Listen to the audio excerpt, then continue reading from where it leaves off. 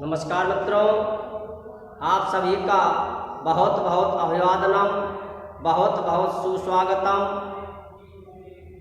आज हम हल संधि को आगे बढ़ाते हुए परस्पर संधि को आपके सामने लेकर आए हैं। इससे पहले जो हमने संधि कराई थी उसका नाम था अनुस्वार संधि, और उस अनुस्वार संधि में एक कहावत भी कवित्व के माध्यम से आपको बतलाया गया था कि मैया को रेल के ऊपर चढ़ा दिया गया।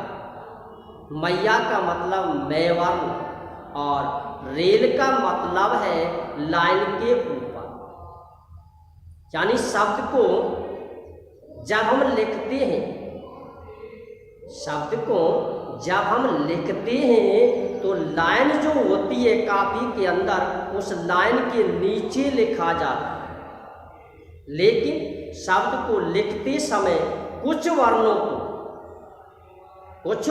को उस शब्द के ऊपर चढ़ा दिया जाता है, अर्थात लाइन के ऊपर लिख दिया जाता है। तो यहाँ कवित्व के माध्यम से उस लाइन को रेल का नाम दिया है। तो मैया में जो वर्ण है वो अपने निवास घर को छोड़कर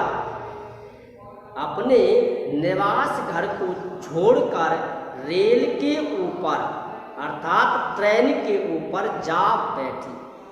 तो उसके बाद क्या होता है, क्यों बैठी? क्योंकि उसके पीछे, मैं वर्ण के पीछे हल वर्णों का प्रकोप था। उन हल वर्णों के प्रकोप से डरकर मैं वर्ण ने अपना घर छोड़ दिया। लेकिन ऐसा कहते हैं कि शत्रु कभी भी अपना पीछा नहीं छोड़ता। शत्रु हमेशा उसके पीछे चलता है जब तक या तो वह प्रतिद्वंदी को, अपने दुश्मन को मिटा नहीं दे या स्वयं नष्ट नहीं हो जाता।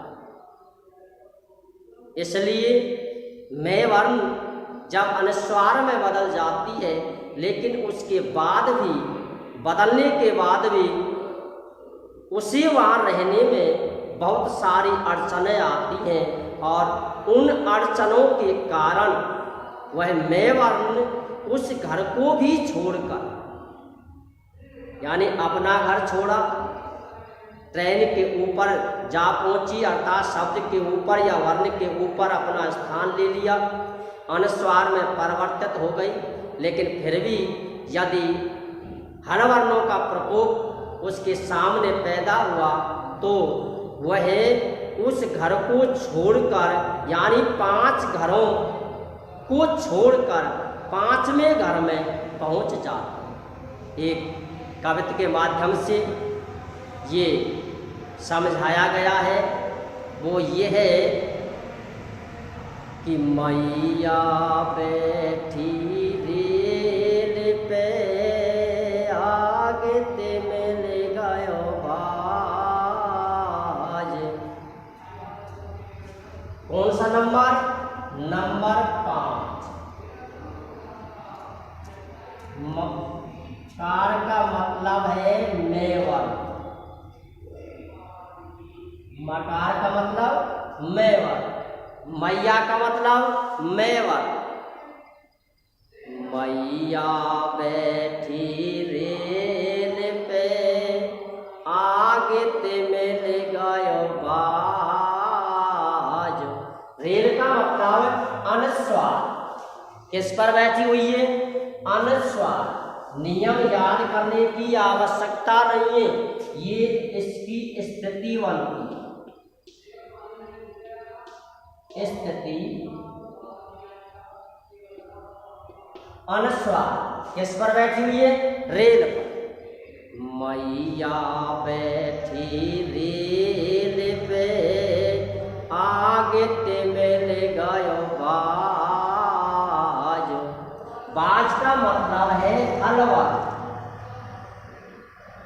बाज का मतलब हलवल। अपने घर को छोड़ के मैया, यानी इन व्यंजनों की वजह से अपने घर को छोड़ के मैया पंचम घर किया, यानी इस घर को छोड़कर, अनुस्वार वाले घर को छोड़कर जो मैं वर्ण है वो पांचवें घर में चली जाती है। कौन से घर में चली जाती है? पांचवें घर। पांचवा जो घर है इसका मतलब ये है कि वर्गों की संख्या है 5। वर्ग कितने हैं? 5। वर्गों की जो संख्या है और वो है 5। प्रत्येक वर्ग में, प्रत्येक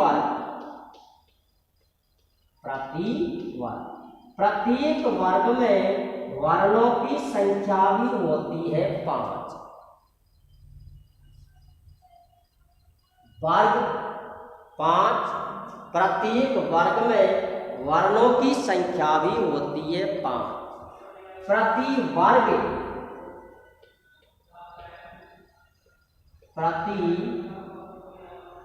वर्ग गणना, प्रत्येक वर्ग की जो गणना होती है वो इस क्रम से होती है: 1 2 3 4 5। व्यंजन वर्णों को 5 वर्गों में बांटा गया है, जिनका नाम है कचट तप, के वर्ग, चे वर्ग, ते वर्ग, ते वर्ग और पे वर्ग।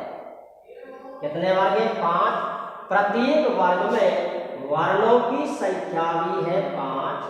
प्रत्येक वर्ग की जो गणना होती है, गिनती जो की जाती है वो इस क्रम से की जाती है: 1 2 3 4 5। लौट के चलते हैं। यदि अनुस्वार के बाद हलवर्ण दिया हो तो अनुस्वार को 5वें वर्ण में बदल देते, अर्थात अगले वर्ण के 5वें वर्ण में बदल देते। यहाँ मैं लिखता हूं अगला वर्ण। अगला जो वर्ण होगा वो किसी ना किसी वर्ग का होगा और उस वर्ण का जो 5वां वर्ण होता है उसमें उसको बदल देते। ये इसकी स्थिति है, यही इसका नियम है, सीधा नियम है। यही परस वर्ण, यही परस वर्ण है। इसका मतलब है कि यदि अनुस्वार के बाद ये वर्ण दिए हो, कौन से वर्ण? और ये वर्ण, और ये वर्णों की श्रेणी में हल वर्ण ही आते हैं। कुछ वर्णों को छोड़कर यहाँ सीधे नियम से यूं भी कह सकते हैं कि यदि प्लस से पहले मैं वर्ण दिया हो तो अनुस्वार संधि, प्लस से पहले अनुस्वार दिया हो तो परस्वर संधि। अगली जो संधि आएगी अनुनासिक, उसका सीधा नियम है कि यदि प्लस के बाद में किसी भी वर्ग का 5वां वर्ण दिया हो तो वह अनुनासिक संधि हो। ये तीनों संधियां जो हैं ये एक दूसरे के पूरक संधि है। मुख्य जो संधि है वो अनुस्वार संधि है। अनुस्वार के बाद ही उसको परस्वर्ण नाम दे दिया, परस्वर्ण के बाद उसका अनुनासिक नाम दे दिया, अर्थात मुख्य जो संधि है वो अनुस्वार संधि है। इसके बाद परस्वर संधि और अनुनासिक संधि ये दोनों अपवाद की संधि मानी गई हैं। सिलेबस के अनुसार जब यदि इनका वर्णन उसमें दिया गया है सिलेबस में, तो ही हम परस्वर्ण और अनुनासिक संधि का अध्ययन करते हैं। यदि उसका वर्णन नहीं दिया गया है, सिलेबस में इनको नहीं जोड़ा गया है, तो हम इनका वर्णन नहीं करते हैं, क्योंकि मुख्य जो संधि है वो अनुस्वार संधि है। इस सी के बाद ये परस्वर संधि उत्पन्न होती है। इसका सीधा नियम है कि यदि मैं वर्ण हो अनुस्वार संधि, अनुस्वार हो तो परस्वर संधि, और प्लस के बाद यदि पांचवा वर्ण दिया हो तो वो होती है अनुनासिक संधि। इसका स्थिति ये है नियम, यदि आपको आवश्यकता पड़ती है तो मैं नियम भी आपको लिखता हूँ।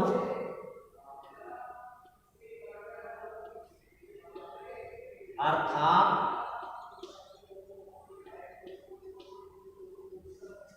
यदि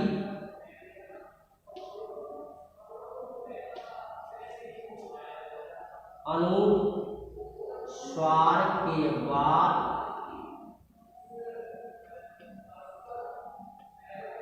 कोई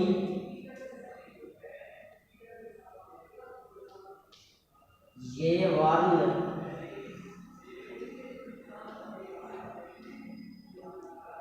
दिया हो तो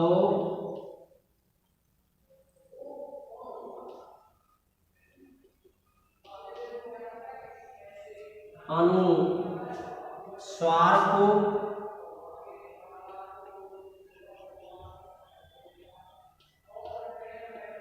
अगले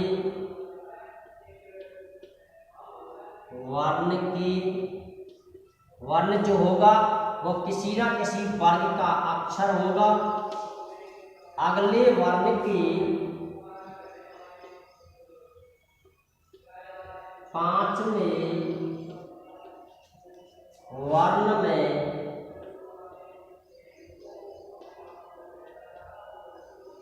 बदल देते हैं। इन सभी की मैं अलग अलग स्थिति दर्शाता हूँ। नंबर 1, अनुस्वार प्लस केवल।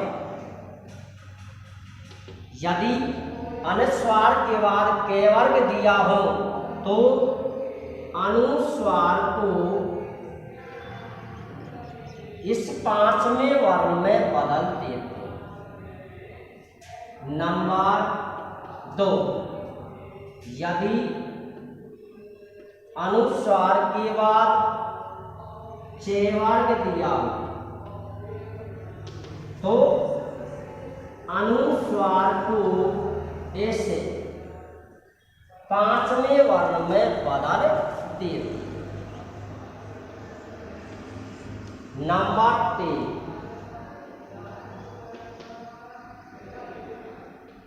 अनुस्वार प्लस बराबर नहीं, इस पांचवें वर्ण में बदल देते। नंबर 4, अनुस्वार प्लस तेवर्ग प्लस नहीं। अनुस्वार के बाद यदि तेवर्ग दिया हो तो ने वर्ण में बदल देते। किसमें बदल देते? ने वर्ण। नंबर 5, अनुस्वार प्लस तेवर्ग।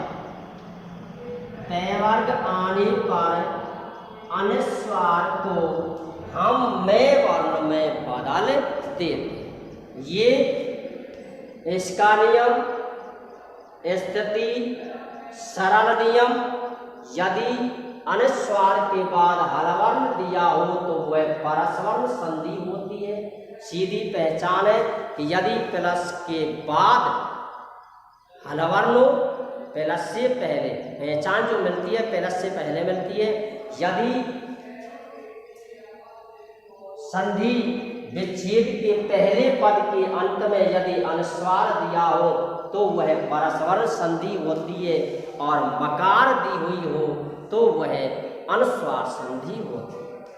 परस्वर संधि होने पर उस अनुस्वार को अगले वर्ण के पांचवें वर्ण में बदल देते हैं, जिनकी स्थिति मैंने पांचों ही वर्णों की स्थिति आपके सामने अलग अलग लिख दी। उदाहरण यथा, जैसे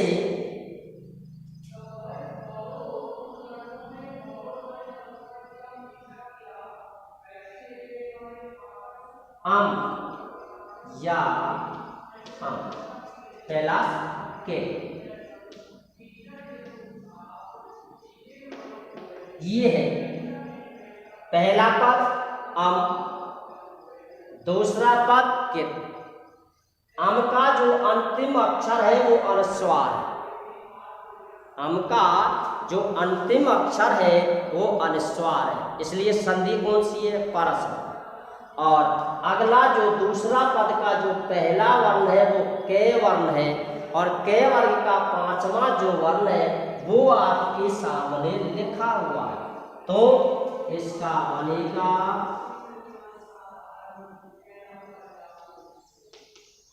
अंकित।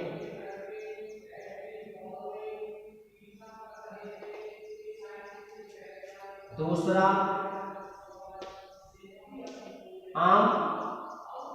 प्लस का। संधि कौन सी? परस्पर संधि। क्यों? क्योंकि प्लस से पहले अर्थात पहले पद का जो अंतिम वर्ण है वो अनुस्वार है, इसलिए यहाँ परस्पर संधि है। इसका रूप बना अंक। इसका रूप बना अंक। नंबर 1 यानी के वर्ग। नंबर 2 अब आएगा कौन सा? चे वर्ग।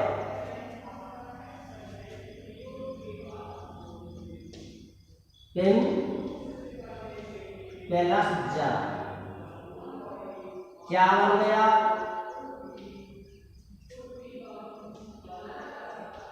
पिंजरा। क्या बना? पिंजरा।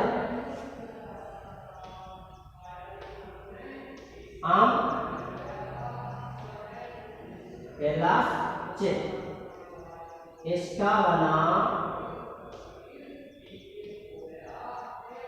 अंच।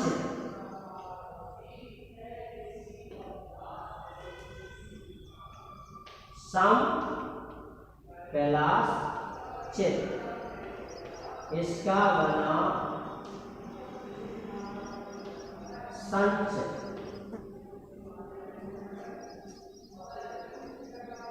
इसके बाद नंबर 3 और नंबर 3 आता है नंबर 1 के वर्ग, नंबर 2 चे वर्ग और नंबर 3 है ते वर्ग।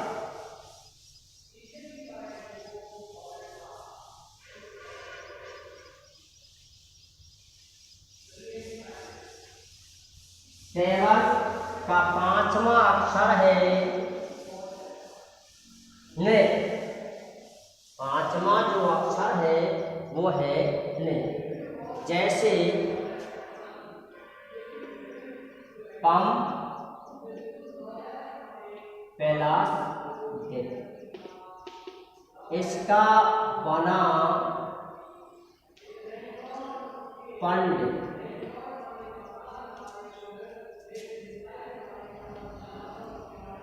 गुम प्लस दे,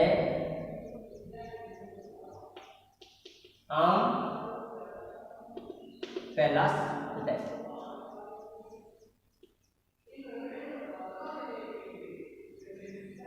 गुंड और इसका बना अंड। अगला देखो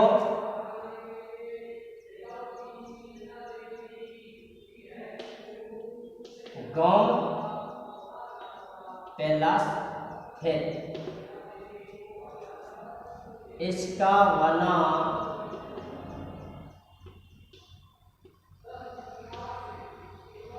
तुम फिर। इसी प्रकार से ये परस्वर संधि है। परस्वर संधि का सीधा नियम है कि यदि अनुस्वार के बाद कोई भी हलवर्ण दिया हो तो वह परस्वर संधि होती है।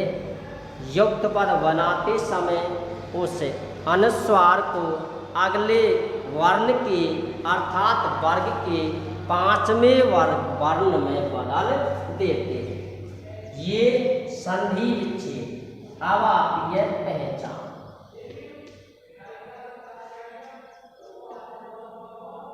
यदि युक्त पद में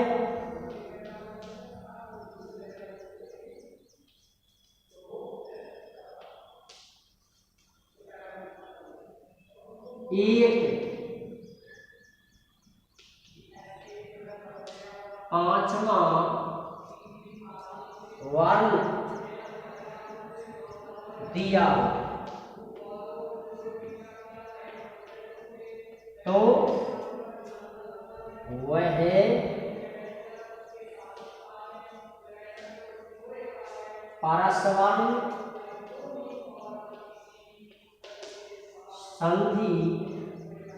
संधि होती।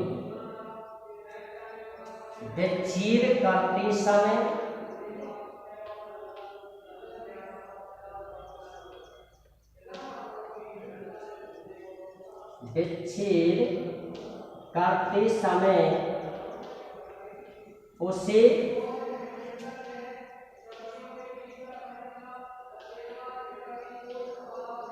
अनुस्वार में बदल देते हैं।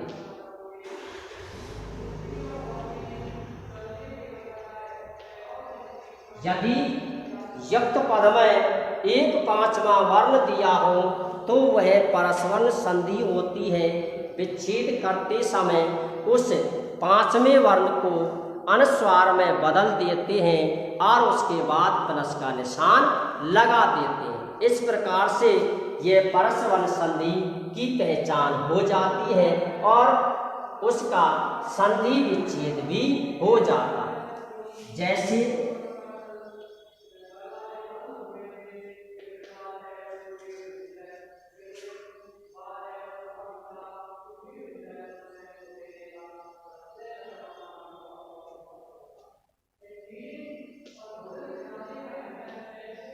अंजना,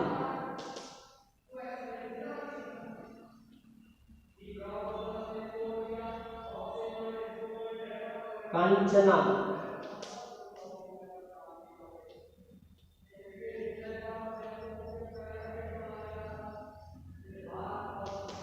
अंबरम,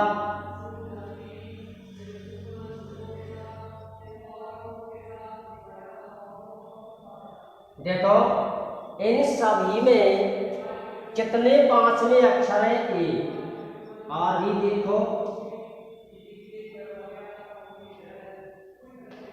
शांति,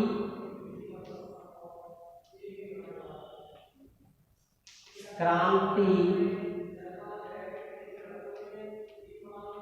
भ्रांति, ये संधि युक्त पद है।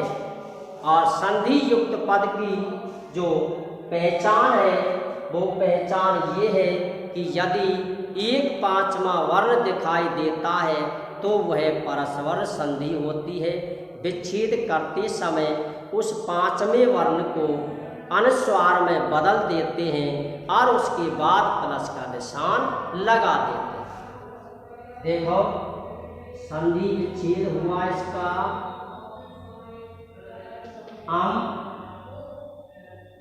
प्लस चले, इसका हुआ कम प्लस चला, इसका हुआ प्लस वन, इसका हुआ शाम प्लस टी, इसका हुआ क्राम प्लस ती और इसका हुआ भ्राम प्लस। इस प्रकार से इसका हमने संधि विच्छेद कर दिया। युक्त पद से संधि विच्छेद करना और संधि विच्छेद से युक्त पद बनाना, इन दोनों के ही नियम हमने आपके लिए बहुत ही सरल और सटीक नियम के माध्यम से दिए हैं। एक बार फिर से अंतिम चरण में सुनते हुए, यदि पहले पद का अंतिम वर्ण मैं वर्ण हो तो वह अनुस्वार संधि होती है। यदि पहले पद का अंतिम वर्ण अनुस्वार दिया हुआ हो तो वह परस वर्ण संधि होती है। उस अनुस्वार को अगले वर्ण के 5वें वर्ण में बदल देते हैं। ये संधि विच्छेद से युक्त पद बना। अब संधि युक्त पद से संधि विच्छेद भी हमें करना है और उसकी पहचान जो है वो पहचान ये है कि यदि संधि युक्त पद में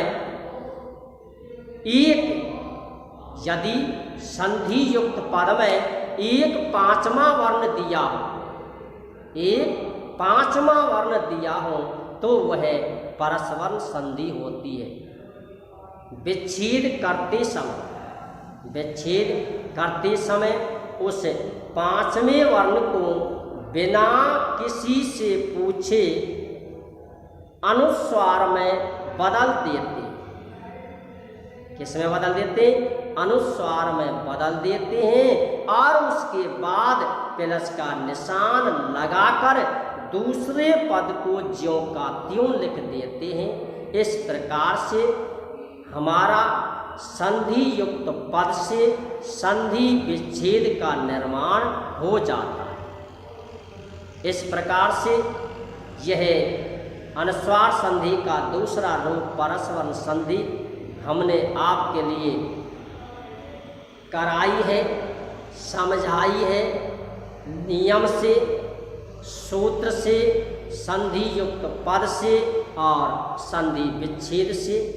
जय हिंद, जय भारत, जय जय श्री।